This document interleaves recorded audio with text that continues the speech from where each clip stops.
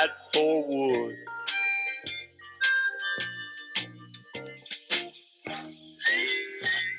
And good morning, everybody. Hey, John. Hey, everybody. And it is 10 o'clock, and this is Lancaster Area Woodturners Weekly Coffee Hour. Let's see, today is number 108, and what is it, June 23, I think, just to get that on the video. And we have a special guest today, and I'm going to get to that in just a moment. I do want to, let me see. I've been doing a lot of work with Zoom in the last few months and really learning a lot about it. And I recently learned I've been doing it all wrong, that you're supposed to have two screens open, one for the Zoom feed and one to see the gallery. And I always work with one screen because then I get everything on the recording, but I don't see what you guys see. So it's been very strange. So today I'm trying to do it the way you're supposed to do it. And I'm making two recordings, one of each screen, and I'll see what I get at the end of that. So it's just another Zoom experiment. And there's a possibility that the recording will be completely screwed up. And as well, just so you know, I do post the recordings every week. I wonder if any of you guys who regularly come on here ever watch them, because we do get 100 to 200 views every time. Some do, few do. Yeah. Okay. Do you notice a difference between the recordings and what you remember from a meeting that you were at?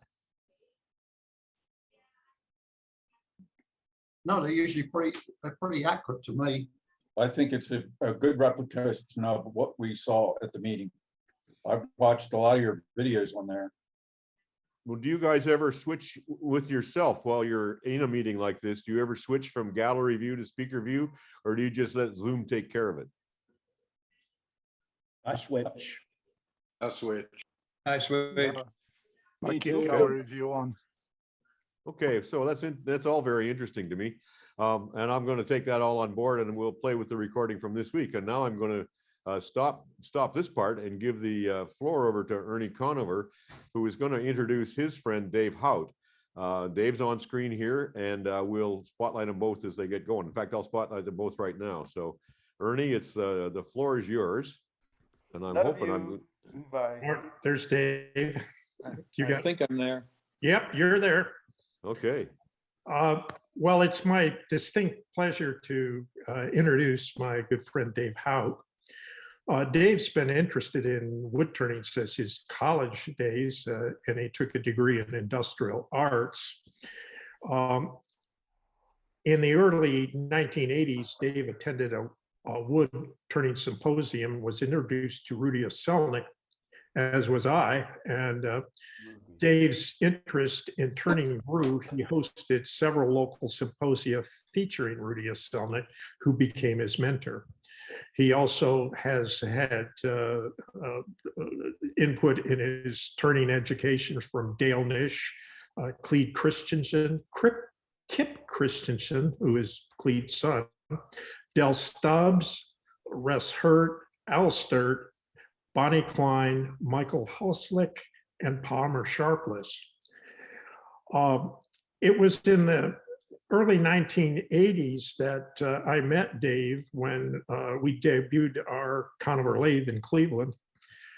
And we were just some guys in a garage decided to build a lathe and really didn't know much what we were doing. And Dave, we knew the sort of industrial side of the street and turning big spindles, but Dave really knew the entire turning spectrum and was invaluable. The first thing after that debut, after I talked with Dave for a while, as we went home and contacted our pattern maker to upgrade our tool rest neck to 1 inch from 3/4, a really good move. And Dave has put input into our program throughout our friendship. He went on to teach classes for us here at Conover Workshops, and has made him a highly sought after demonstrator. He's even been invited to teach in Beijing, China. In 2003, Dave was tapped to host a DIY network show entitled Wood Turning Basics, which ran for 2 seasons. Currently, Dave serves as a product designer for TMI Products, which is a manufacturer of wood turning tools and accessories. He lives with his wife, Debbie, and his trustworthy dog, Rocco, in Northeastern Ohio, Akron, to be specific. Dave, it's such a pleasure to have you here. The floor is yours. Well, thank you. Glad to be here. And I certainly hope there are some good questions because I don't have a lot to talk about in particular. Well, we'll ask you all about your slides, so don't worry about that. Okay. Just, the brief background is that I did teach industrial arts, got interested in wood turning when I was in college, actually, and then discovered that everything I had learned there was the old pattern makers methods of using tools as scrapers only. And then I had the opportunity to go to a symposium, actually at Berea College, where Rudy had at that point just recently retired from the industrial arts department there. And so it was really through that, and then, a long trail of the people that I studied with, that I assisted, and, and where you learn the most is teaching classes and, being able to respond to people in ways that hopefully are helpful to them and broaden their spectrum of what wood turning is really all about. Well, how long were you a student at Berea? I only took a couple of symposiums that were done at Berea. So I didn't attend there. My degree is from Kent State. And is your degree in industrial arts, or what is your degree in education? Industrial arts education. It was a K-12, so it was comprehensive. And I taught in the classroom for 20 years. And then, like so many places, our district closed the shops. And because I knew the superintendent extremely well, he said, "We have an opening in administration, and we're either going to have to let you go or you can move into there." So I did that, took classes, to get the degree. And so the last 10 years of my career, I was an administrator. Are you retired now? Oh, yeah. I retired in 2001. So. Well, lucky you. And so where's your shop? Is it behind your house? Is it in your basement? And what's your shop like? It's in the basement. When we built this house in '98. And so I was able to design it the way I wanted. And so we have a garage door and a driveway leading to the basement because the lot slopes, so that we could do that. And it's basically about 30 by 60 is the shop. And then there's an addition on the back because as things progressed, I got involved with TMI Products and doing a lot of product design. And so we added on the back to the basement. And it's, 22 by 30, I believe it is. So what did TMI Products make? Well, we do all kinds of turning accessories. The thing that, and most people wouldn't know it was TMI Products because we only wholesale, but Sharp Fast and Hold Fast. The Hold Fast is a vacuum system for holding, mostly to finish the bottom of a bowl, to turn away how you had fixed it to the lathe to turn the bowl. And then Sharp Fast is a sharpening system that we did things a little different than others. It's a little bit safer because the tool is held around an axis so that it can't slide off the side of the wheel like many of the systems. And we have since collaborated with another retailer who sells grinding wheels and the CBN wheels. And our system has been adapted so that it fits to their grinders using their wheels, and it has fixed positions. So rather than you just freehanding the tool around, it holds it, and we have indexes on the slide arm, so you can reproduce a grind perfectly every time.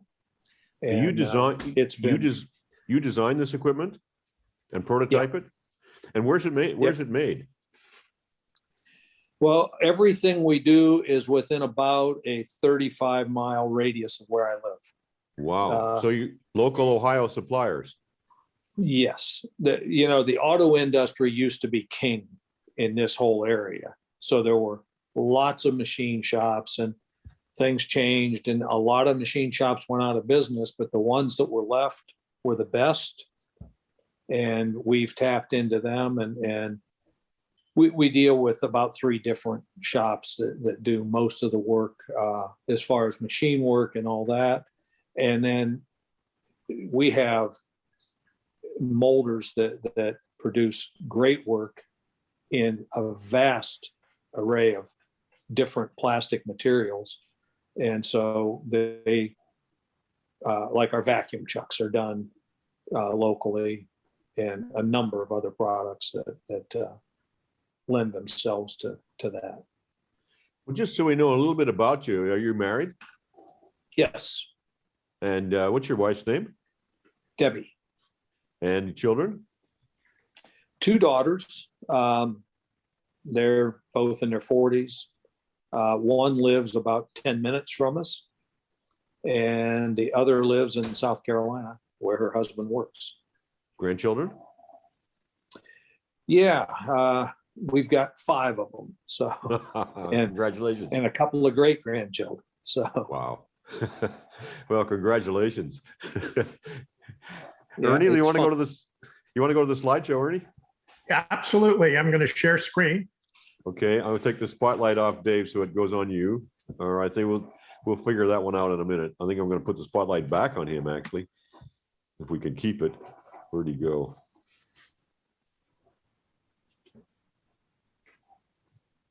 How you doing with the share screen?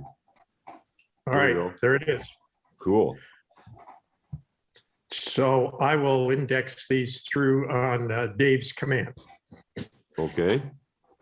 All right. That Go one's ahead. mesquite, and it's about 15 inches in diameter.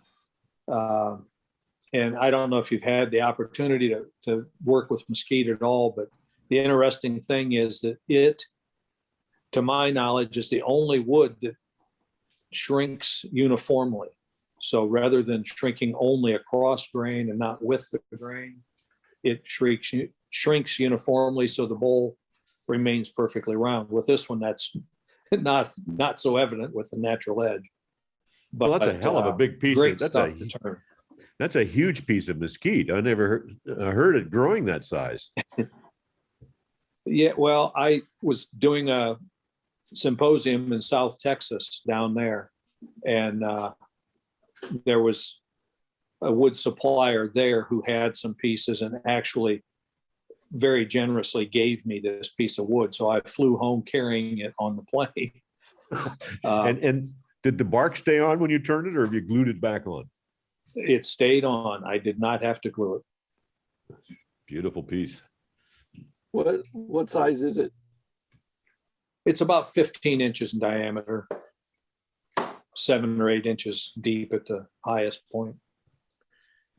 You might explain too that Rudy kind of taught us all in his menagerie of turners how to get through that bark and keep it on there and so on. So it might be interesting to relate that, Dave. Yeah, of course, Rudy taught us everything because he tried everything. And usually figured out pretty good ways of handling it. But, you know, the biggest thing with a natural edge bowl is just taking it slow as far as the tool progression, lighter cuts until you get past that bark. This particular piece, I had no problem with keeping it on, which is amazing. Usually you turn the outside and then run some CA between the cadmium layer and the actual bark to hold them together, because there's so much wood movement there. But again, with mesquite, it moves so uniformly that even that was easier. It's great wood. It turns real clean, very little tear out. And, you know, if there were lots of pieces that size, it'd be great stuff. Now, is that Miss Chastain's favorite finish on there? Oh, yeah. Yep. Miss You- Chastain was Rudy's housekeeper that came in a couple days a week. And the reason she had to come a couple of days a week was because he had her putting finish on his finished work. So he always, you know, sanded them to finish, but she was the one who applied the finish for him on literally thousands of pieces. What was the finish? What finish did he use? Well, it's Rudy's secret oil. The truth is, it's a mixture, 3 parts, equal parts of each, and it's urethane varnish, tung oil, and either mineral spirits or turpentine can be used. I learned that And finish again- at RIT, and they called that 1, 2, 3 finish, or the OVA finish. Yeah. Yeah. But he had a in with McFadden made that particular oil that he used, and he used to get it in like 30-gallon drums, didn't he? Yeah, he bought it in large quantity. It was actually Lawrence McFadden was the company in Pennsylvania that made the finish. And up until a few years ago, they still sold it, but with the new federal regs and all that, you can't buy it in larger than, you know, anything like that that's got solvents in it, you know, quart size only. So they just discontinued it, and I still just mix, you know, my own. And it works really well. And Waterlocks is another finish that is still available in quart sizes that's very similar. It's not exactly the same mix, but it certainly goes on much the same. And the big thing with it is it's a satin finish, which is what I prefer anyway. And you apply it, you let it stand for 10 to 15 minutes, and it just starts to get a little tacky. You wipe the excess away. And I find 3 coats, waiting 24 hours between to give it a chance to cure. And it's good stuff. It's food safe after, they say 72 hours. Most people like to wait a week before you start using it with food. But anything that is not good to mix with food is evaporated away in the curing process. So, Do you wet sand that in with a Scotch-Brite or anything like that? many times it depends on how good you get that surface and all before. If you really get a good surface, it's amazing. You don't have to do much. But between the second and third coat is when I will typically use, the Scotch-Brite type pads, the extra fine, and just all you're doing is making sure it's a good, smooth, level surface and getting any dust particles, and apply that third one. And dust doesn't settle in the finish because you're wiping away so much of it. There's just not a good surface for it to adhere to. So it works pretty well. All right, next slide. Go for it.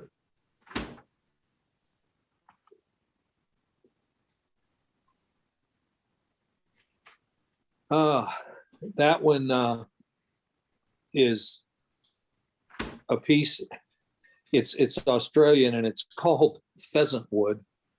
At least that's the name I was told. So I really don't know a lot about the wood.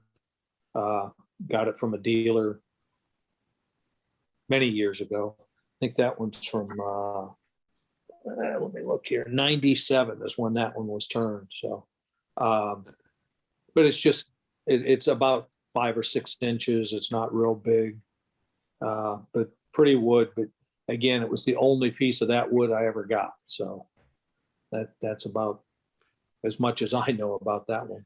Was it easy to turn, difficult to turn? It's real dense and it cut clean. And of course, it's got that sapwood up the side. But it was pretty easy to turn and sanding. It does have a good bit of oil, so it liked to clog the abrasive a little, but it cut clean, so it wasn't bad at all. Okay, Next next slide. slide. Wow, gorgeous piece. Well, that one is a core out of a big piece. And this one's about 11 inches across and it's nearly 11 inches high. It's pretty deep. And it's just a piece of curly maple that literally the top of the tree had blown out of the tree. And it was standing right alongside the road. I asked the people if they were going to do anything with it. And they said no. And it was about 30 inches across the log. And we mentioned Clede Christiansen was a demonstrator. And I got this log not long before they were coming to do, we were putting on a symposium. And he took about 8 or 10 pieces of this home. He rough turned them just to lighten them up so he could pack them in a suitcase and take them home with him. Got a lot of pieces out of that log. It was about 8 feet long and 30-inch diameter. So there was a lot of wood and it was all spectacular. So it was great. It had a little bit of spalt started in it. Not That too must have much. been kind of lopsided on the lathe. I mean, that's a big piece of wood to have a big, to be so uneven. How was it to turn? Well, you got to keep the speed a little lower so it doesn't, so the lathe quits dancing around. But again, it's one of those things. You've got to take it slow and easy till you get past the bark edge. And then you've taken away that mass and it just turns like any other bowl, really, once you're down in there. What lathe are you using, or how many lathes do you have? I'm down to just 2 lathes, which is actually I got a third one. That's right. But I've got a 12-inch jet with a long bed that we use it a lot with the basement business is what we call the TMI thing. And we have stuff we have to clean up and all that. So we sell chambers for stabilizing wood. And I don't want to get into all that, but we have to have a lathe to put those on and clean them up. And so we use it for that. And then the lathe that I use most of the time is a one-way. And it's the 24-inch swing. And I've got an 8-foot bed. Wow. So it's a that's regular bed with a bed extension. That's a big lathe. Well, if you're going to do porch posts and that kind of thing, you got to have the length. So I hope we're going to see some of those too.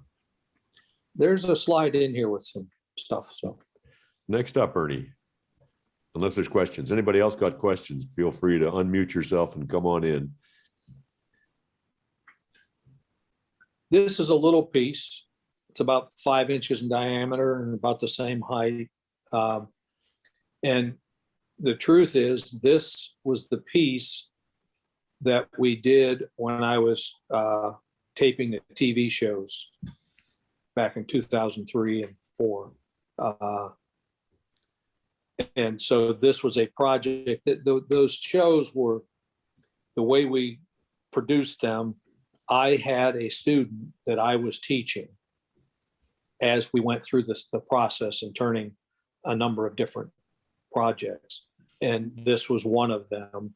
And it was a kit. I didn't even cut the pieces because I didn't have that much turnaround time. And so this was the piece that we turned on there. And I like the look of polychromatic stuff and all that. I'm just not way into doing all of it. You spend all your time gluing pieces together instead of turning. So how many TV segments did you make? Pardon me? How many TV shows did you make? Well, altogether, a season with them was 13 shows. So I did 2 seasons with 3 shows that were used as intros just to see how it was going to go. So we did the 3. They ran those. They liked them. We did another, the couple of seasons. And this was all with the DIY network. And interestingly enough, when we were doing those, they did a lot of woodworking stuff. They had a number of shows on there. And they weren't large enough to use Nielsen ratings. And shortly after the last season, they had enough viewers to use Nielsen ratings. And they found out that the home repair and remodeling and all that got better viewer numbers than the woodworking, wood turning stuff. And that was the end. I actually had given them the ideas for another season. I had to do an outline of shows, and I had already given them that. They were ready to go into production, and I got a call just out of nowhere and said, "We're not doing that anymore." And that was. Are those shows still available somewhere out on the internet? Can you get them on YouTube? Some of them, and the thing is, I had to sign that I would not use those for my own use, those shows. So I never got copies. The only copies I ever got were guys in the local turning club recorded them when they were shown. And so I've seen them again, that way. But I don't know where they are now, other than those ones that were recorded. But DIY changed dramatically after that time period. So, I worked with a production studio. So I had the very same experience at Taunton Press with fine woodworking. Once we started doing reader surveys, we found that all the stuff that was interesting was not what they really wanted in the vast numbers, and sanded everything interesting right out of the magazine. Yeah. Yeah, it's Yeah. and it's part of the industry. So, you learn to just roll with it and keep going. So it was a great opportunity is the way I look at it. It was fun to do the shows. Interestingly enough, each of the people that I worked with, they were great. They had a good time and made it fun. So I guess I was pretty lucky. Indeed. All right, next slide. Go for it. Okay, this one, there's nothing very spectacular, but I do a lot of metal spinning as well. And again, that was a Rudy thing. He had learned to spin back in the 30s and produced a number of pieces that he sold fairly regularly. And when I saw him demo it, it was like, okay, I need to try that. And so this was one piece that I did, turned the bowl and then spun the pewter inside the bowl. And it is really a very useful utilitarian kind of piece. You can't do them too big because of the wood movement. it will. Well, you spun that right in the bowl. In other words, the bowl was the form for spinning. Yeah, which How is did- backwards. That's the thing that was interesting, Well, because how'd you you- normally make a form and spin over the form. And in this case, I spun into the form instead of over it. And so the truth is, it was not very easy to do the first few until I figured out how to manage the metal. It's really easy to get a nice big wrinkle and spoil. What metal is It's that? pewter. And is it tight in the bowl? Like, does it come out, or is it It's married tight to in it? the bowl. It doesn't come out.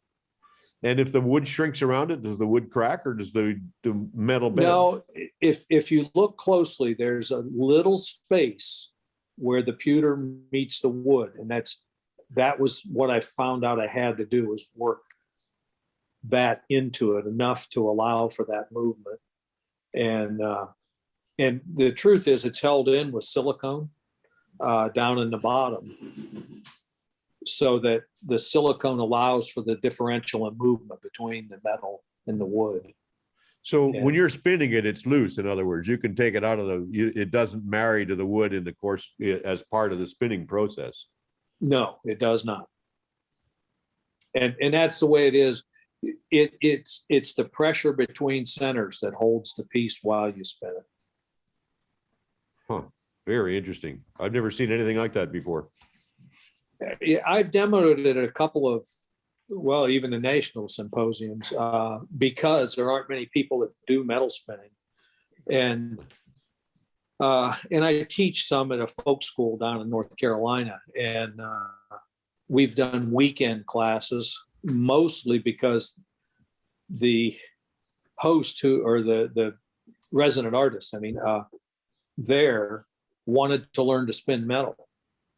And I did a demo, just an evening demo on metal spinning, just to show it.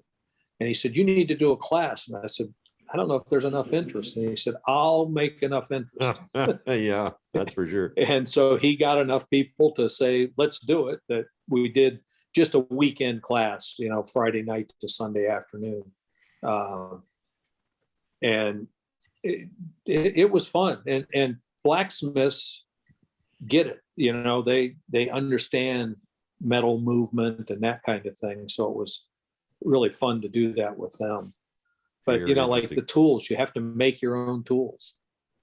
And the blacksmiths had no problem with that part of the class at all. So Very interesting. Sorby for a while did make a set of spinning tools, but I think they've given that up as well. It's pretty much, you can make them for pewter out of wood. yeah, you certainly can. But it's hard with wood to get little details. Now this piece doesn't have that in it, but the metal is just a little bit easier than just using wood, but wood will certainly work. And the backer stick is always, just wood, when you're truing the rim and all that kind of thing. It's very doable on wood lathes, and it's fun, but it's different. Do you have a video about it anywhere that's available?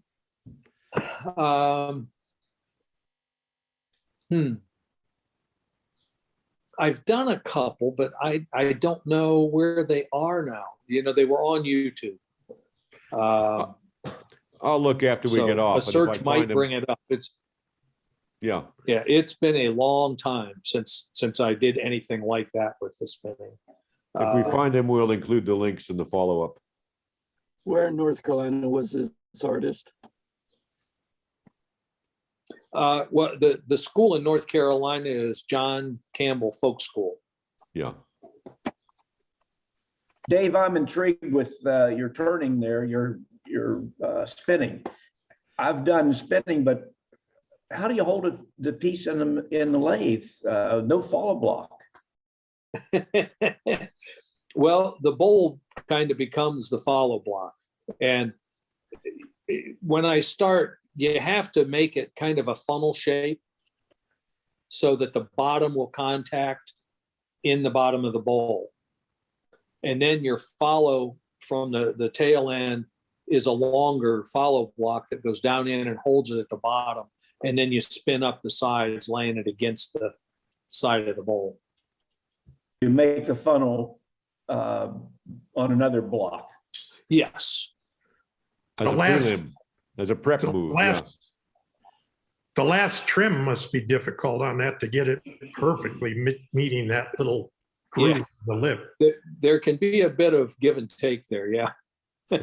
It's pretty challenging to do those, but again, it was, kind of fun to do. And I've done things, I've got vase shapes that are closed, not completely, but narrower at the top than at the bottom.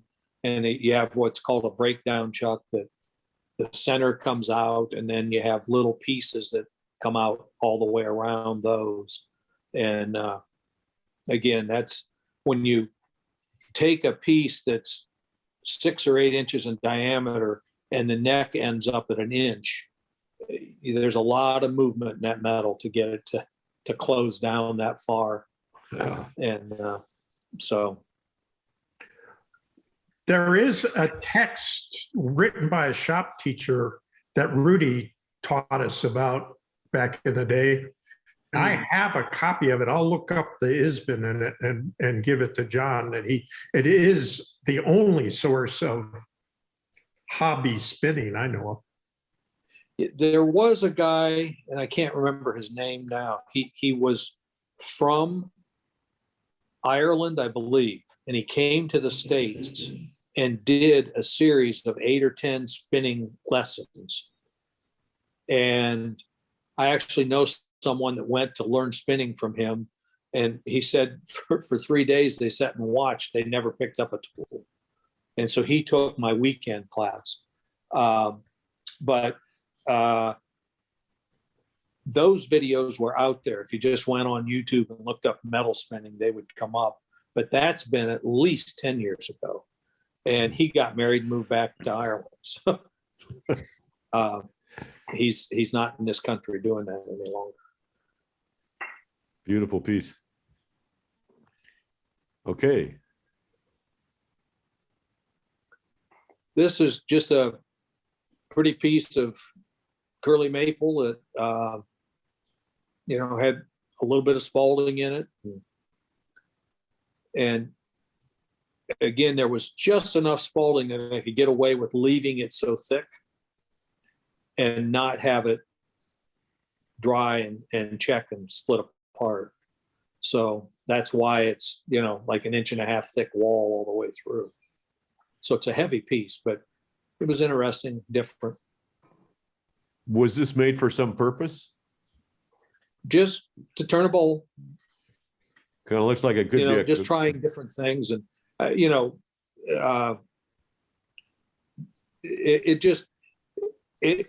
did this at the time when everyone was chasing thinner is better, uh-huh. And they're getting those potato chip bowls and all that kind of thing. And this piece of wood it looked to me like I knew I couldn't turn it that thin because it was punky enough in spots and all that it just wasn't going to hold together if I went too thin. So I thought I'd go to the other extreme and turn it thick. And that's the result. Looks like it would make a pretty good collection blade. It could work for that. I'll have to try it.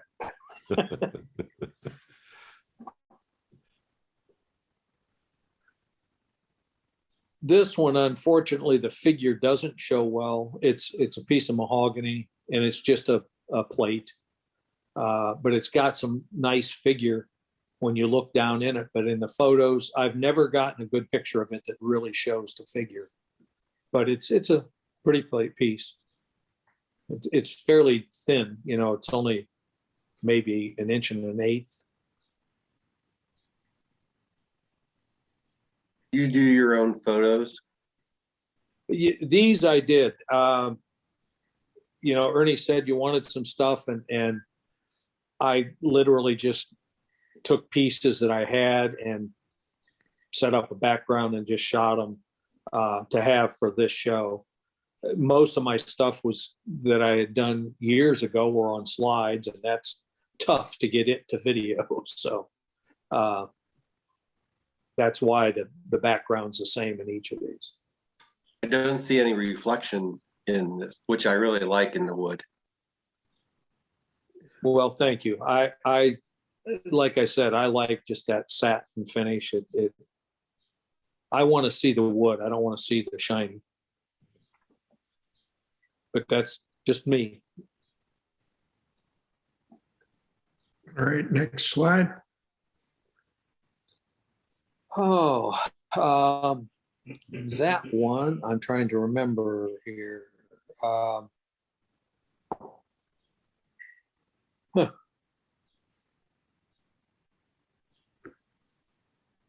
Nice piece anyhow. Yeah, it's a pretty piece. I forget the wood now. How big is it? Do you remember that? Yes, I do. It's sitting on the table behind the computer.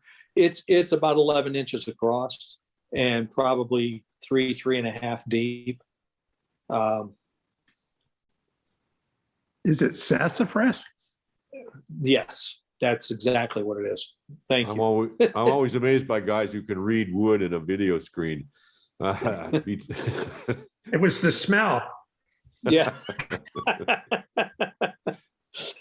John, those are the wood whisperers. Yeah.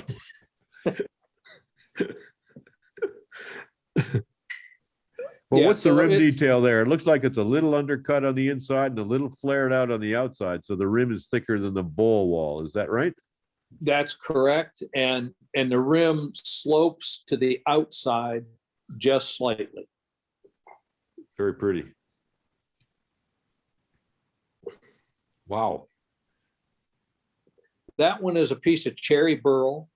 And it's about 6.5 inches tall and about 5.5 or 6 at the largest diameter. And I don't do a lot of hollow stuff. But this piece just was, destined to be that. If you turned it away into an open bowl, a lot of the side there, it's already there.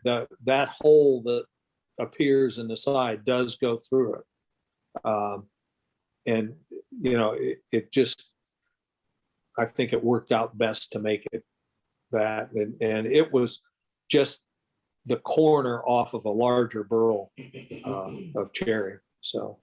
What's your hollowing technique? How do you do?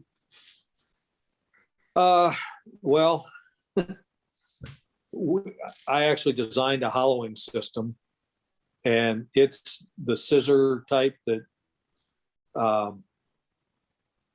it kind of looks like a W, and the end fits into the tailstock to support the outboard, and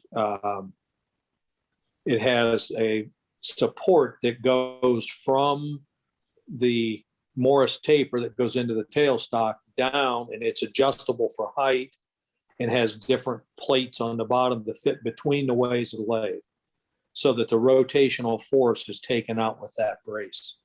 And we sold those, but found out that a lot of people talk about hollow turning, but not that many people do hollow turning.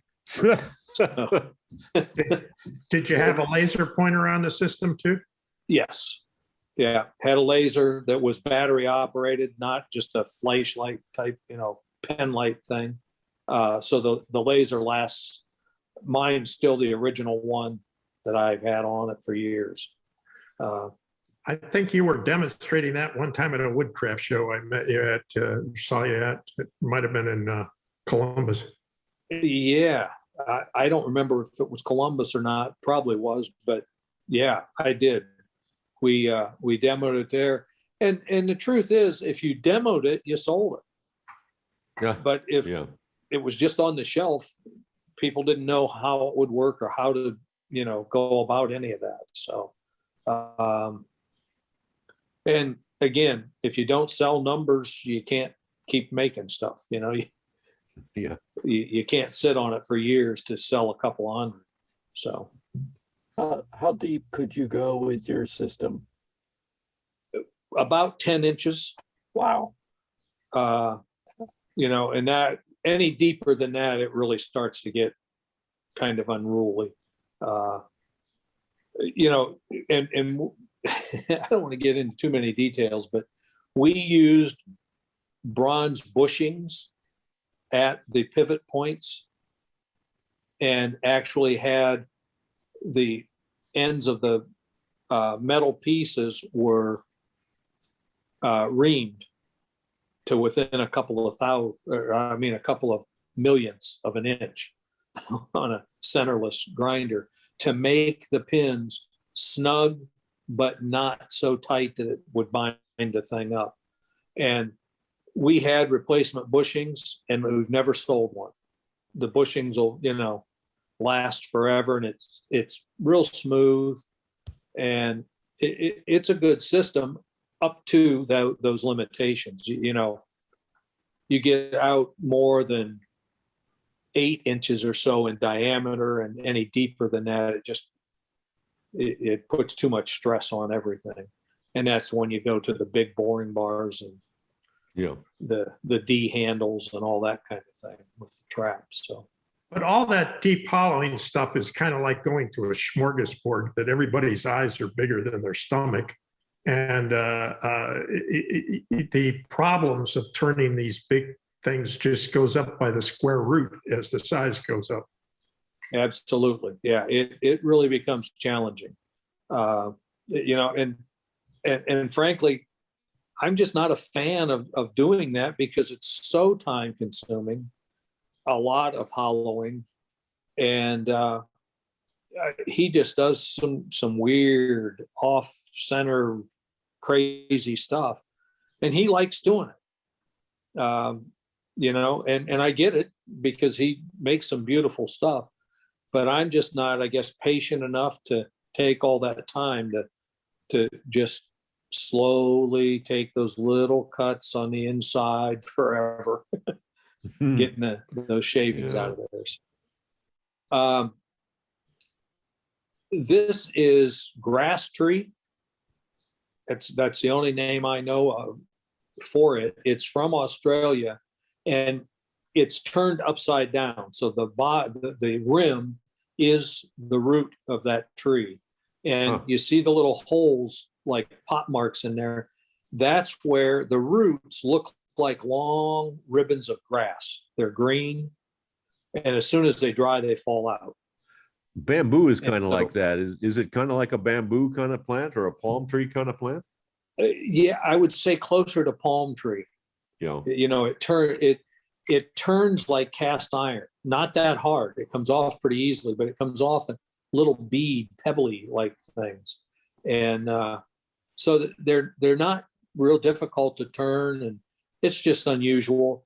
And you know, I came across the piece, and so that's and actually I just turned this one about 3 or 4 months ago.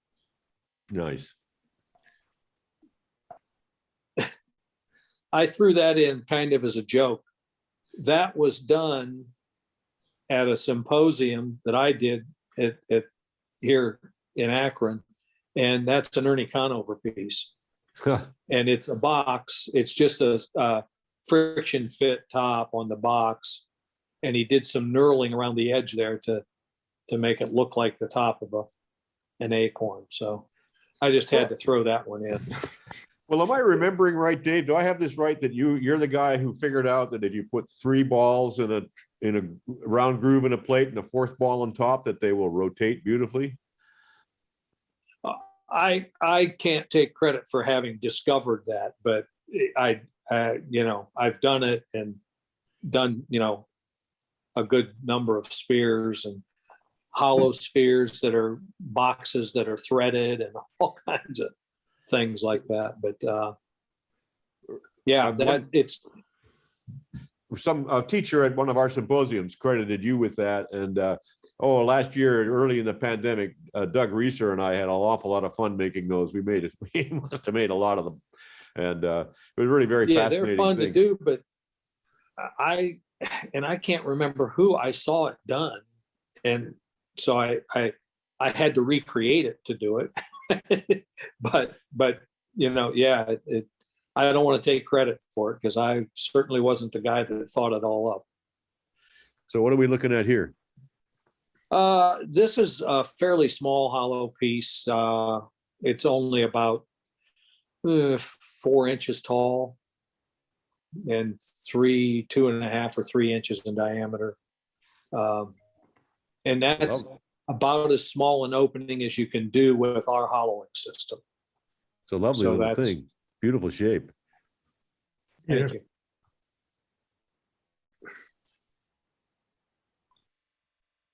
And there is some spindle turning. Now, how much of this kind of thing do you do? I do a fair amount of spindle stuff. A lot of it is, someone will say, they're redoing a porch and they need 3 or 4 spindles or newel posts that, to match what's there. And these, that's a coat tree that we use here in the house. And to let you know on it, the center is, there was I turned it down to a tenon and a mortise, and so it fits together at the center. Just because, that length and only about 3 1/4 square, you just get so much vibration out in the center and wood movement. As you turn that and relieve internal stresses, it doesn't stay as dead straight as it was when you put it in the lathe, and things start to move around. So doing it in a couple of roughly 3-foot sections is a much easier way of dealing with that. And just put something decorative where it comes together in the middle, and there you go. Very nice, squared around with the 2 beads under it and the newel post on top. It really is some nice turning. Yeah, that's Thank beautiful you. work. Yeah. And how long the legs are sliding dovetails, that the legs slide into a dovetail. Well, leaving aside the dovetails, how much time would you have in that turning? Oh, and the turning? Oh, probably 2.5 hours altogether. And It goes when you're, pretty fast. when you're making you a thing know. like this, do you like to make more than one at a time, or do you just make one? I usually like to make 2 or 3. And there's another one around here that's walnut that went with this one. And I've sold a few of them, given a couple of them to auctions, wood turning auctions, and they always sell well because they're so different than the other, all the bowls. Not that they don't sell well, but there's interest in spindle stuff when it's practical as well. I'll say. I think that's it, Dave. Okay. Okay, well, let's kill the slide. I'll stop the share. There we go. Now we got Dave back. Any questions and comments for Dave? Some of you guys have known Dave for a long time. Now's your chance. Jump in. We got a few minutes. Are you turning dry or you turn green? How much green do you turn, I guess is the question. Well, the bowls that you saw were all done green. I don't twice turn. How do you dry them? What's your drying routine? Turn it thin enough that it'll dry uniformly. Just make it uniform. And generally speaking, 3/8 will suffice. You don't have to go down to 1/8 of an inch wall to dry a piece. Lumber, they cut it to 1 inch, and that's how they dry it. But if you go to 3/8, or maybe even you can go up to 1/2, depending on the wood, like Osage orange, you got to get it pretty thin or it's going to crack. but a lot of woods, 3/8 or a little more. And so a lot of the stuff that you saw, it wasn't all that thin, but there's not a crack in them. Well, do you just leave them sit out? Uniform. Do you just leave them sit out, or do you pack them in sawdust, or you put them in a cupboard? What do you do to dry them?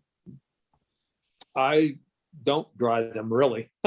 I turn them and I sand them and put finish on them.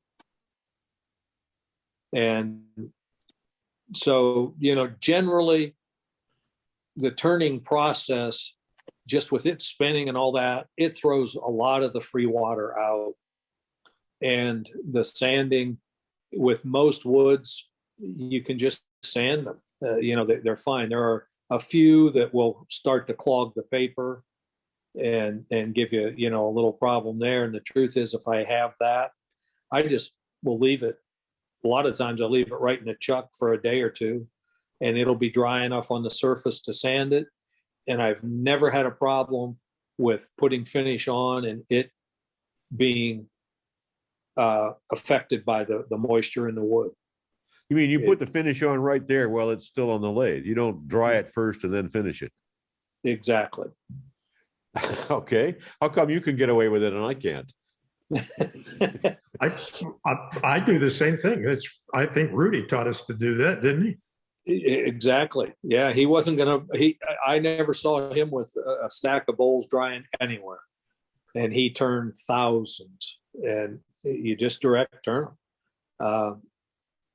And he certainly had a lot to do with it, but again, I tend to not be that patient about wanting to stack stuff in a cellar somewhere or something, all that, and put them on shelves, and you keep raising them from the bottom to the top a month at a time and all those kinds of things. I just turn them. And it works. As part of Dave's work with TMI, he really has come up with a system where they have a chamber and desiccant where you can dry a bowl in a few hours, I think.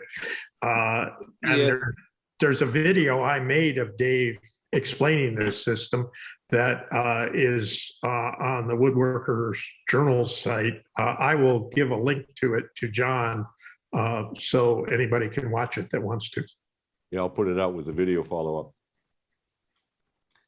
More questions for Dave? The desiccant stuff is pretty cool. It works really well.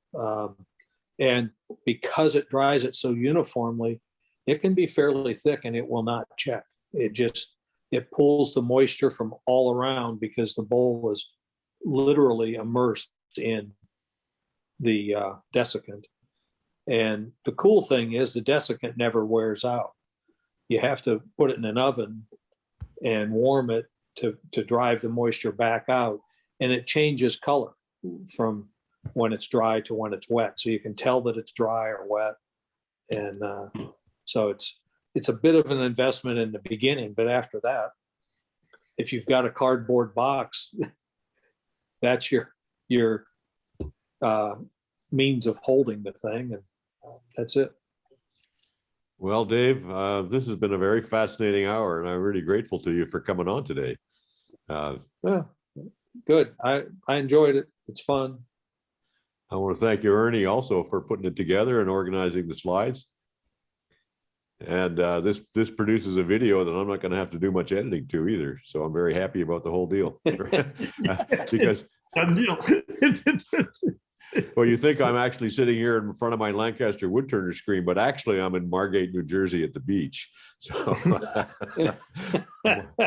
marvels of modern computery. Thank you all for attending today, and we'll see you all next week. Thank you. Thank you. Thank you, John. Thank you. Thank you, Dave. Good job. Thank you, Ernie. Bye. I'll get it off to Wood shop. Thank God for wood.